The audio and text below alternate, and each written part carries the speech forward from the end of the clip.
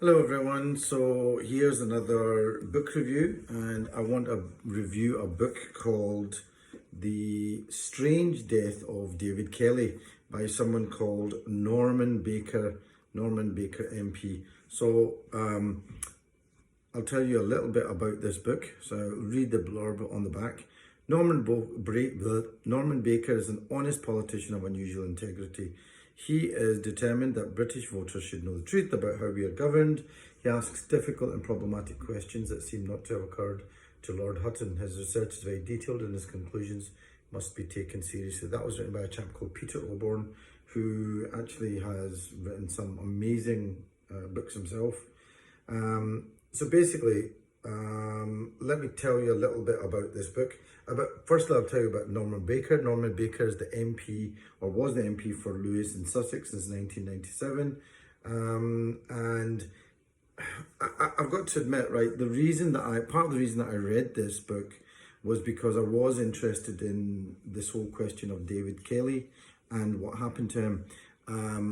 I'd read another book by Norman Baker called "And What Do You Do?" Which is about the monarchy. And obviously with the death of the monarch, this was even more interesting again. And this is a fantastic book, the one about the monarchy and what do you do if you want to know more about how the monarchy works. And if you want to actually decide what you think about the monarchy, and I mean even more than, like at one time I had the same ideas about the monarchy that, okay, the monarchy is something that is maybe an outdated thing, but it's good for tourism, and that's about the extent of my real understanding of the monarchy. And when you read this book, which is not that long, but is highly when I say entertaining, it's really well written. It's the first book in a long time that I genuinely could not put down, and your knowledge will just go from here to here about the monarchy. And I think it will, I personally thought that if you're not a monarchist, if you are a monarchist, you'll be an anti-monarchist by the end of it, but probably actually it'll give you things to really consider and think about the monarchy. So he definitely makes you think, and I love this book, and that's why I bought this book. Now, this book is a very, very different subject. So for anybody that doesn't know, David Kelly was a senior weapons inspector. And around the time of when the Iraq War, the drums were being beaten, and the case was being made to go to war with Iraq. Basically, David Kelly essentially was not willing to go along with the idea that there were weapons of mass destruction in Iraq. In fact, he kind of I think he pretty much categorically denied that there were. And remember, this is the chief weapons inspector, and he was not willing to really say that there were weapons that were a genuine threat to Britain. At that time, there was a dossier that came out, which was partially put together by the government and Alistair Campbell, and it was about the fact that the weapons on the battlefield in Iraq could reach Britain within 45 minutes. And a lot was made of this by the Prime Minister, Tony Blair, at that time. These were some of the main cases for going to war with Iraq. The fact that the Iraqis had weapons of mass destruction that could potentially be a threat to the UK. In America, I think it was different. They would actually come out and say that there was definitely regime change, but with Britain, it was almost like we needed to have a more civilized reason to go to war with Iraq, and that reason was that there were weapons of mass destruction.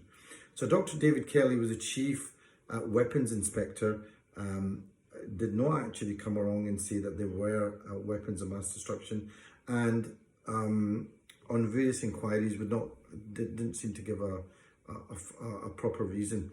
Anyway, July 2003, David Kelly was found dead in the woods of a place called Harrowdown Hill. Harrowdown Hill is, I think, near Oxfordshire or something, in Oxfordshire. He was found dead there. So, and the idea was that he'd committed suicide. Basically, there had been some media, his name had been leaked by the media, and he'd given apparently an interview to a chap called Gilligan, and he'd apparently in that said that he wasn't really convinced about the case regarding weapons of mass destruction. So when he died in 2003, people wondered whether he'd been killed or whether he genuinely committed suicide. There was an inquiry, and it was called the Hutton Inquiry. Now, in that Hutton Inquiry, the general feeling was that this chap, Hutton, had basically gone along with the government on everything and blamed the BBC for sort of, inaccurate reporting. As a result of that, the BBC felt that it had acted dishonourably and fired the Director General called Greg Dyke. Greg Dyke was somebody that was very well respected by a lot of people, in the public, and also the BBC itself. But he had to resign. He then actually tried to come back to the BBC, and his application was kind of put aside. They wouldn't take him back on. So Norman Baker is, like I said, an MP who was an MP for the Liberal Democrats, and from what I've read about him, he's he'll probably describe himself as a bit of a maverick. He's somebody that doesn't go with the flow and can be a real pain in the ass for a lot of people in the establishment. In fact, if you remember the MP's expenses, apparently I think he's the one that blew the whistle on it and said that, with the Secrets Act and the disclosure of public information, that this should be out there in the public. And of course, as soon as that did, what mayhem that caused. So Norman Baker is somebody that doesn't, he seems like a principled guy. I must admit, in any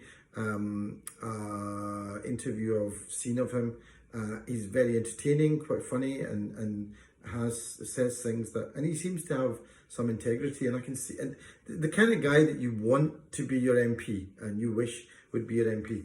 So anyway, he's written this book, The Strange Death of David Kelly. What did I actually think of the book? Okay, so I have to admit, this is not an entertaining read like this one. I felt this book kind of was quite dry, and there's a lot of stuff about, how the investigation went, who he spoke to, who the sources were, what happened in this report and what happened in that meeting.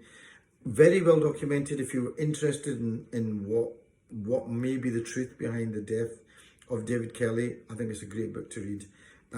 What are his conclusions? Well, a lot of it came down to the forensic information. So, for example, when his body was found, David Kelly's body was found, there's various things like, he was supposed to have cut his wrist. Now, most vascular surgeons would say that even cutting your wrist, it's very unlikely that you can die from that. And you wouldn't just lie there and just let blood seep out. And even if you did, it would probably clot up, and it's difficult to cut yourself from that. Then there were simple things like, because he was right-handed, I think the cut was, you would think if he was right-handed, the cut would be from this area to from left to right, but in fact it was the other way around.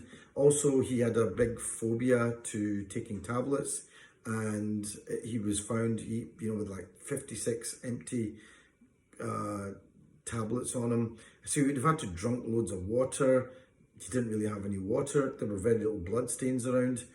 There was no suggestion from any of his family that he was going to kill himself, and certainly not in the woods. And he was seen that morning. He was absolutely fine. So a lot of things just don't sort of add up. So in that, Norman Baker basically puts forward the evidence for why he thinks it wasn't a suicide. Something else happened, which means basically he was killed. Then, of course, there's the thing about who killed him and why would they kill him. Well, there's lots of whys. Certainly, he may well have discredited the case for going to war with Iraq. Could there have been other reasons? He was a chief weapons inspector, and he did inspect do other things around the world? Could there have been other people from the Middle East, even people from Iraq that had killed him? I don't actually, there's no clear answers. There's no clear answers, but one of the things that I would say is, the idea that we live in a society where these kind of dirty dealings don't happen and good people are not suddenly killed. Well, you sort of look at this and you go, well, actually, these things do happen. And that's kind of shocking, because most people think of Britain as a country with a lot of fair play, and you can't just get killed because somebody says so. But apparently it does happen, and they call them, they had a name for them, I think they were called wet disposals. So they have teams of people that will do these kind of things. And then also it showed how a lot of people who are in power and who want more power will pervert the course of justice and not say things that are true and stand in the way of other things to promote themselves. And that's quite sad and quite sick. In fact, by the end of it, all those people that stood for the war in Iraq on false pretenses, all of them have been honoured. They've all done quite well. The politicians have done well. They've been honoured. The policemen that did various things, they've all been honoured. Even Alistair Campbell, who may possibly have come up with this, let's say, exaggerated claims about certain things. He made £1 million from his books. So there's a law. It's a dark book. Even the cover is kind of black and dark, and it is sad, because at the end of the day, somebody died. David Kelly died, a guy who probably, if that hadn't happened, would have been knighted, probably by the Queen, would have been honoured, worked all his life, a kind of quiet, fairly peaceful guy, living with his family and his wife, was actually a member of the Baha'i faith, and they're known to be people who are, most people that become Baha'is are usually quite peaceful and are looking for, to bring people together. So there was, a lot of good things about the chap, and a lot of, he seemed to have some integrity himself, and so the question is, was he killed? Well, according to the Hutton Inquiry, the forensic inquiry, he committed suicide. Some people have said it should have been opened up again, and the inquest wasn't opened up. It was closed finally. Norman Baker spent about a year researching this book, and then he decided to publish it. So like I said, if you are interested in the strange death of David Kelly and whether this chap was actually killed or not, you might want to read it, or at least find out about it. There are a lot of documentaries on the net about it. You can look up documentaries on YouTube, and I think it's well worth. And I think you owe it to just living in Britain to know about the history of what happened and the fact that these kind of things do occur. Again, it's a grubby stain that is still hanging around the government of Tony Blair, and do these people in politicians in high places, do they know that these things have been ordered, or are there other men in grey that order these things? It's difficult to know, certainly, but the question is that these things probably do exist. I mean, I've been reading just now that Jeremy Corbyn was not, there were files open on Jeremy Corbyn. He wasn't given access to them. Lots of other secret files that were not shown to him, and he said, look, he's the Prime Minister. So yeah, maybe there's obviously other agencies. But The Strange Death of David Kelly by Norman Baker MP. If you want to know more about this part of history, this is a good book. It's very comprehensive, but it was written in, I think it was written in 2007, so it's quite a few years after the original events. Has anything new happened since then? I don't think there's a huge amount that's happened since then, but I know that a lot of people now have come out and talked about this publicly, like George Galloway, and I think it's definitely become one of those events that conspiracy, not just conspiracy theorists, I think a lot of people who are interested in government would say. This is another book of his, And What Do You Do? Again, about the monarchy. Fantastic book as well. Hope you enjoyed that, and speak to you soon.